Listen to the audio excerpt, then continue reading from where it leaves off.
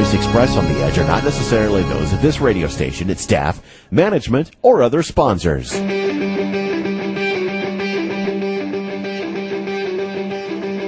It's time for the Edge Radio broadcast as we discover the truth together. Within the continental U.S., call toll-free 1-800-996-9638 or click on the Fast Blast link on the Edge broadcast website. That's toll-free 1-800-996-9638 or click on the Fast Blast link on the Edge broadcast website.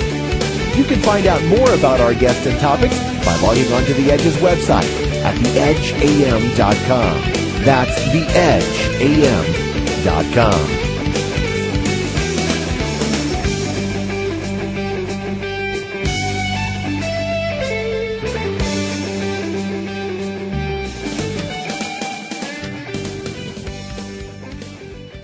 Thursdays on the Edge.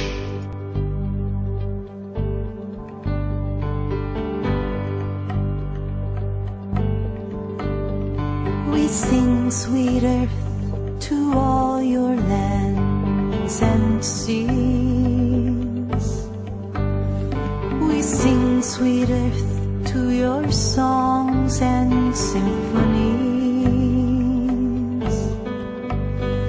We sing, sweet earth, to your ever-changing sky. We sing, sweet earth, to all that swim and fly.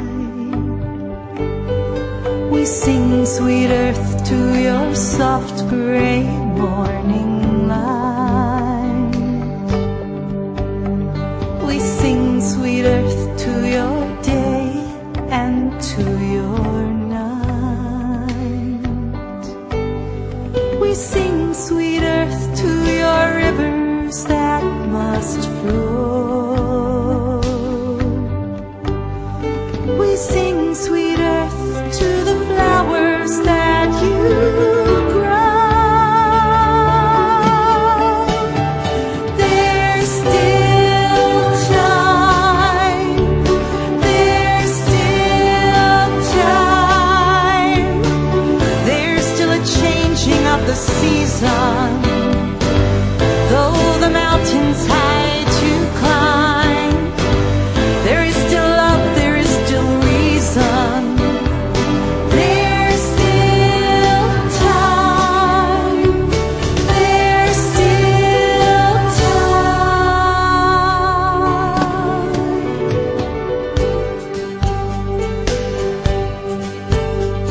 We sing, sweet earth, to your winds and to your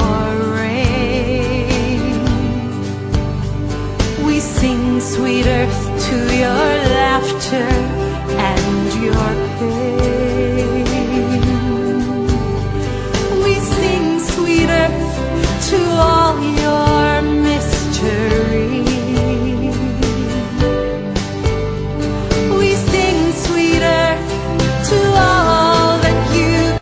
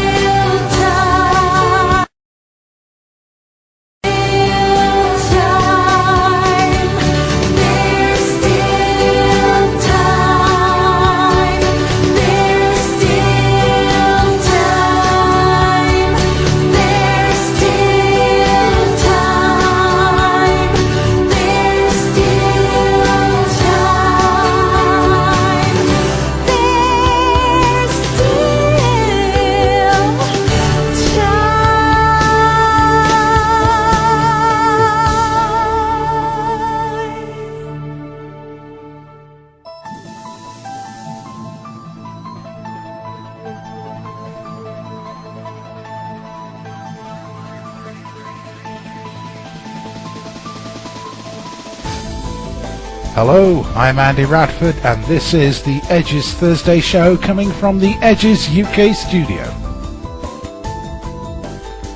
On the show this week, Edge Correspondent C.M. Leslie has submitted 3 reports, one on the Monsanto Corporation, the other on global warming, and the last Edge report on the state of our oceans today. Edge Correspondent Mike Eastwood has submitted his weekly news report, and of course we have Edge Correspondent Gina Romano's continuing study and investigation into gang stalking and electronic warfare. Also, Edge Correspondent Stuart Harrison has part 2 of his London trip and the occult practices in the UK halls of power. All this coming up soon. If you want to become a voluntary Edge correspondent, just go to the Edge's homepage at www.theedgeam.com and look for the link under our main media player called We Are Looking for Edge Correspondents. Just click that and the information will appear on your computer monitors. Don't forget, the Thursday show is the show for the listener, and if you've got any written copy, audio, prose or a song, just send it to us here at theedgeam.com and we will broadcast it for you on Edge TV. This week the Thursday show is over 2 hours long, so there is a lot to get through, so we'll go straight to Mike Eastwood's news report. Here he is, Edge Correspondent Mike Eastwood.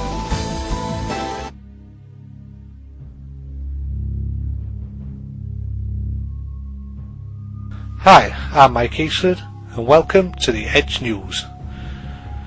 Today's article is from the Washington Post. Federal governments are investing millions of dollars in emerging technologies aimed at detecting and decoding brain activity. And although government funding focuses on military uses for these new technology, they can and do end up in the hands of civil law enforcement and in commercial applications. As spending continues and neural technology advances, the imagined world is no longer the stuff of science fiction and futuristic movies, and we postpone at our peril, confronting the ethical and legal dilemmas it poses for a society that values not just personal safety but civil liberty as well.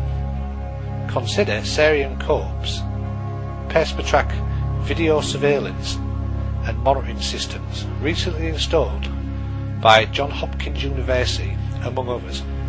This technology grew out of a project funded by the Defence Advanced Research Projects Agency, the Central Research and Development Organisation for the Department of Defence, to develop intelligent video analytic systems.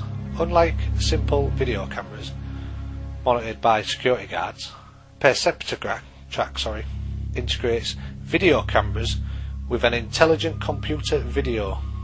It uses algorithms to analyse streaming video and detect suspicious activities, such as people loitering in a secure area, a group converging, or someone leaving a package unattended. But just remember, people, when they say this technology is old, it's not. It's usually 30 years out of date.